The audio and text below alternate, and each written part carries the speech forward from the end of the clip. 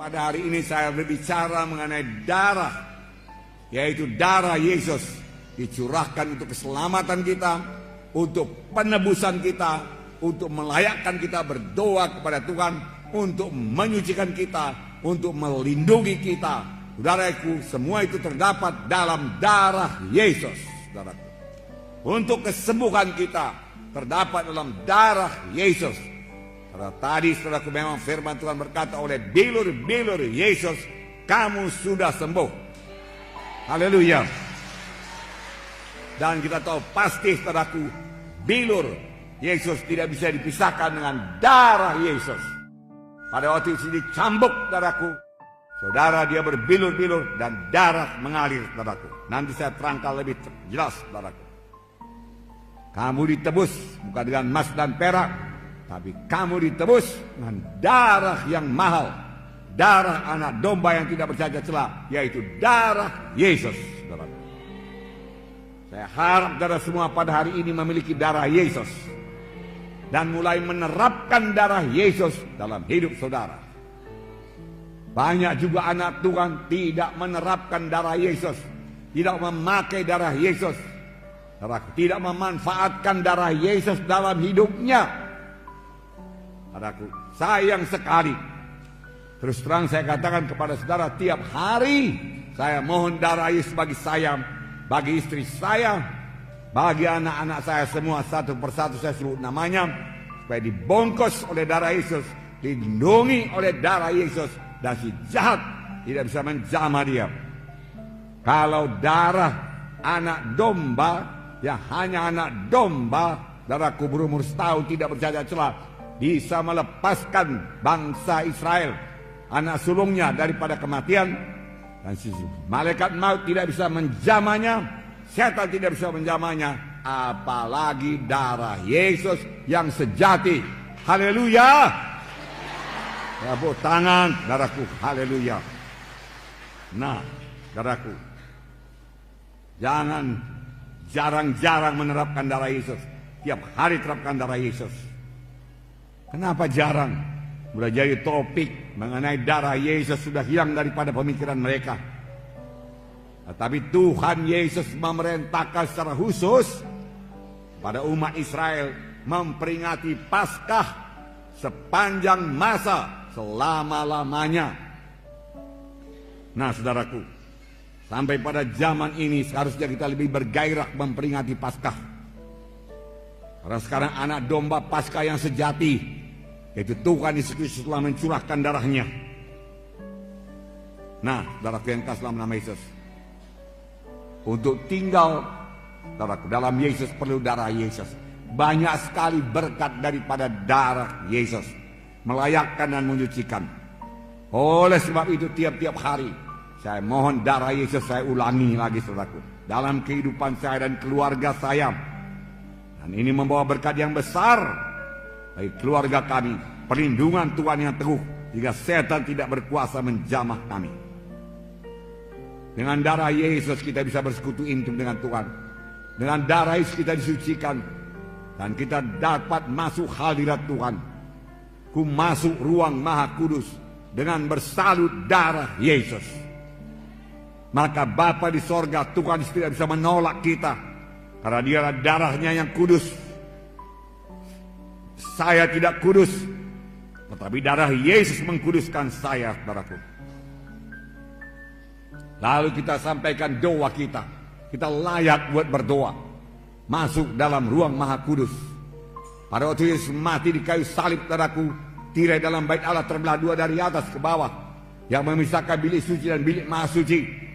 Bisa masuk bilik Maha Suci, bertemu dengan Allah Bapa dengan bersalut oleh darah Yesus. Jalan lain tidak ada. Haleluya saudaraku. Inilah kuasa darah saudaraku. Saudaraku yang kasih dalam nama Yesus. Dan firman Tuhan berkata, jikalau kamu tinggal dalam aku dan aku dalam kamu, mintalah pada apa saja yang kamu kehendaki, aku akan berikan kepadamu. Tinggal dalam Yesus dengan darah Yesus melayakkan kita.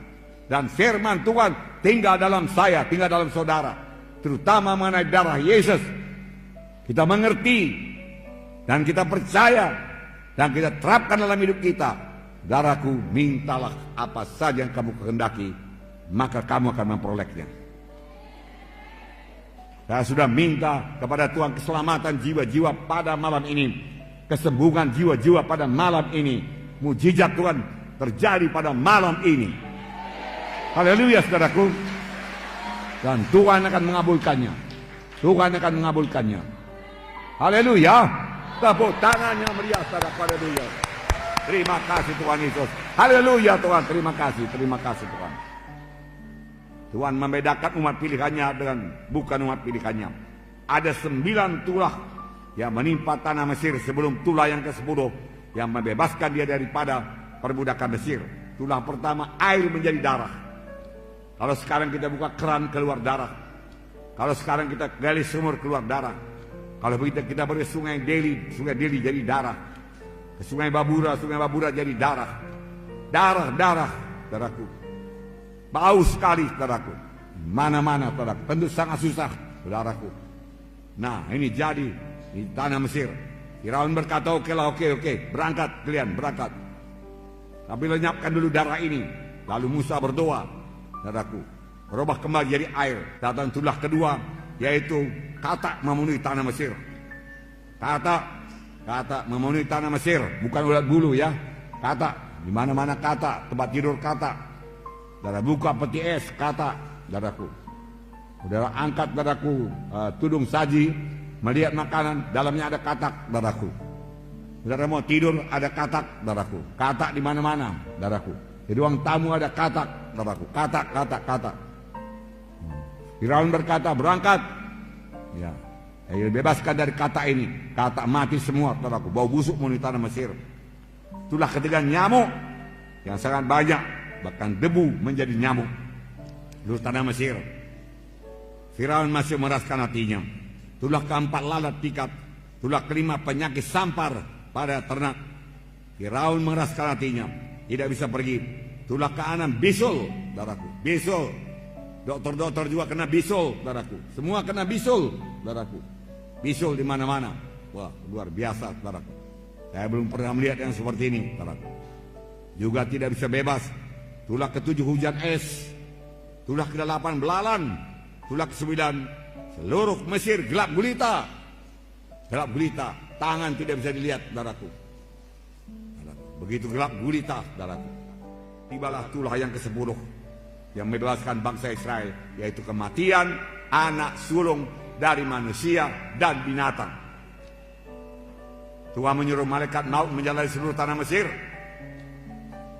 Di mana saja rumah, di mana tidak ada tanda darah, saudaraku, saudara, ada kematian. Apakah Tuhan tidak bisa membedakan yang mana bangsa Israel, mana bangsa pilihannya dan bangsa Mesir? Tentu saja bisa. Tuhan kenal semuanya.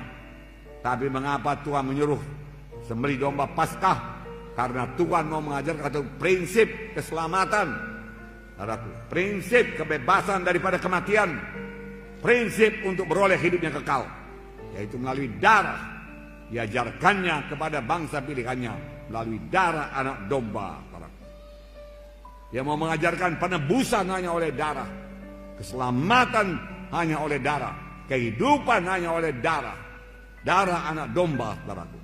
Nah, saudaraku, Tuhan memberikan perintah khusus, dan sepanjang mereka mentaatinya, mereka bebas daripada kematian. Yang menentukan hidup atau mati, darah anak domba. Haleluya.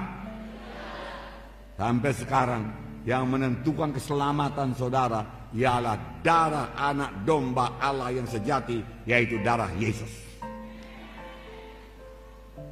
Itu sebabnya setan tidak senang kalau saya berkhotbah, saudaraku, mengenai darah domba Paskah, darah domba Allah yang menyelamatkan. Bukan kebaikan kita, bukan sumbangan kita, bukan amal-amal kita, bukan perbuatan baik kita, tetapi kamu, bukan uang kita, bukan harta kita, saudaraku, bukan korban kita kepada gereja, saudaraku, bukan itu yang menyelamatkan, bukan itu yang membawa ke sorga. Semua itu baik dan disukai Tuhan. Tapi ibarat jembatan tadi tidak 1/10-nya pun membawa kita ke sorga, saudaraku. Yang sanggup membawa kita ke sorga hanya satu, yaitu darah anak domba Paskah yang sejati, yaitu darah Yesus, saudaraku. Tepuk tangan, saudaraku. Haleluya. Hanya melalui Yesus kita selamat. Tidak ada jalan yang lain ke sorga. Tuhan sendiri berkata, akulah jalan dan kebenaran dan hidup. Seorang pun tidak sampai kepada Bapa kalau tidak melalui aku. Hanya Yesus jalan ke sorga. Haleluya. Miliki Yesus pada hari ini. Terima darah Yesus pada hari ini. Haleluya. Haleluya. Ucapkan apa yang saya ucapkan. Haleluya Tuhan Yesus. Pada hari ini saya terima darah Yesus untuk menebus saya. Tiap-tiap hari saya terapkan darah Yesus untuk melindungi saya dengan salutan darah Yesus. Si jahat, setan iblis, kematian tidak bisa menjamah saya. Saya percaya Tuhan, hanya Yesus jalan ke sorga. Saya percaya Tuhan, oleh bilur Yesus saya disembuhkan. Haleluya. Tepuk tangan, saudaraku. Haleluya. 1 Petrus 1:18-19 berkata, sebab kamu tahu bahwa kamu telah ditebus dari cara hidupmu yang sia-sia, yang kamu warisi dari nenek moyangmu, bukan dengan barang yang fana, bukan pula dengan perak atau emas, melainkan dengan darah yang mahal, yaitu darah Kristus yang sama seperti darah anak domba dan tidak bernoda, tidak bercacat. Kamu ditebus bukan dengan emas dan perak, dari perbuatanmu yang sia-sia, dari dosamu, dari penyembahan berhalamu, dari pemberontakanmu, dari ketidakpedulianmu kepada jalan Tuhan, dari segala tipu dayamu, dari segala dosamu. Bukan dengan emas dan perak, bukan dengan hartamu. Kau persembahkan seluruh hartamu tidak bisa menebus engkau. Tapi engkau ditebus hanya dengan darah anak domba yang tidak bercacat celah, yaitu darah Yesus. Haleluya. Setelah saudara dengarkan firman Tuhan ini, adakah saudara percayakan darah Yesus? Darah Yesus berkuasa, amin. Membungkus saudara pada saat ini, amin. Haleluya.